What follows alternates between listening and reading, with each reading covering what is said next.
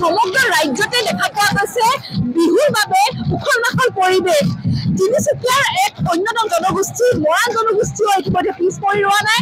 আজি অনুষ্ঠিত কৰা হৈছে ৰাতি বিহু। তিনিচুকীয়া জিলাৰ বৰ্তমান উপস্থিত আছো ডিৰাকত, আৰু ডিৰাকত যি সুন্দৰ ৰাজহুৱা খেলপথাৰত আজি দেখা পোৱা গৈছে। খুব সুন্দৰভাৱে আয়োজন কৰিছে ৰাতি বিহু, আৰু সমগ্ৰ পৰিৱেশটো প্ৰতিটো দেখুৱাবলৈ যত্ন কৰিছো। যিহেতু এয়া আমি দেখুৱাইছো আচলতে ৰাতি বিহুৰ কথা যদি ক'বলৈ যাওঁ, মৰাণ জনগোষ্ঠীৰ যিহেতু ঐতিহ্যৰে পৰম্পৰাগত ৰাতি বিহু তেওঁলোকে আয়োজন কৰে, আৰু ঐতিহ্যৰ পৰা ৰাতি বিহু চলি আছে।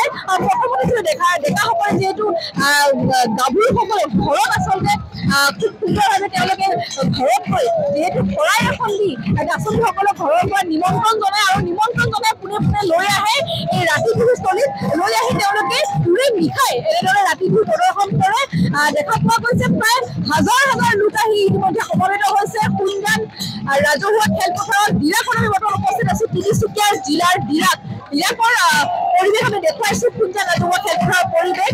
এনেদৰে আচলতে নাচনীসমূহ সকলে নিজৰ নিজৰ ঐতিহ্য জীয়াই ৰাখিবলৈ যত্ন কৰিছে, আৰু এনেদৰে কিন্তু ডেকাসকলে চাকচনি মাৰি মাৰি নাচনীসকলক নচোৱাৰ যি পৰম্পৰা, সেই পৰম্পৰাগত ৰাতি বিহু আজি আমি দেখিবলৈ পাইছো। আৰু পিছত কোনে আমি দেখুৱাইছো দৃশ্য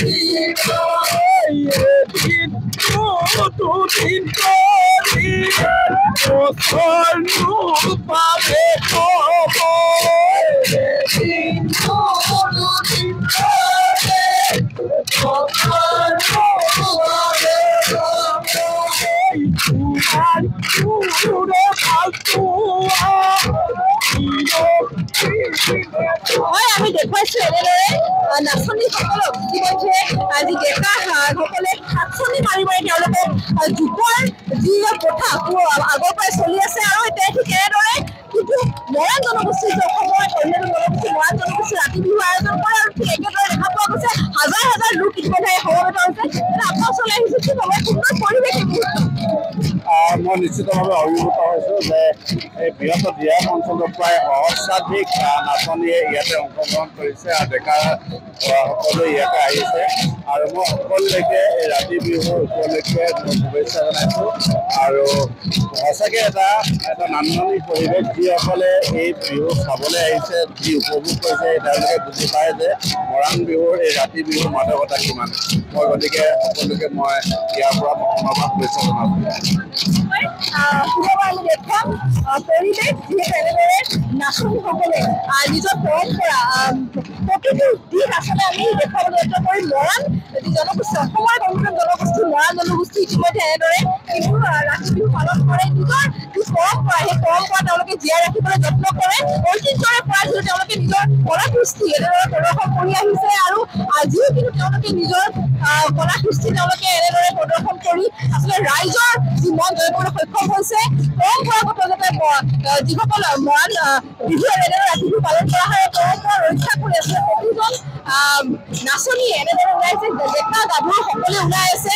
ডিৰাকৰ যি আচলতে তিনিচুকীয়া জিলাৰ ডিৰাকৰ যি অসমৰ এখন সীমান্তৰ নিকটৱৰ্তী অঞ্চল, আৰু দেখা পোৱা গৈছে ডিৰাকৰ কুঞ্জাত ৰাজহুৱা খেলপথাৰত এনেদৰে ৰাতি বিহু আয়োজন কৰাইছে, য'ত হাজাৰ হাজাৰ লোক একেলগে সমাবেত হৈ ৰাতি বিহুৰ উপভোগ কৰিছে।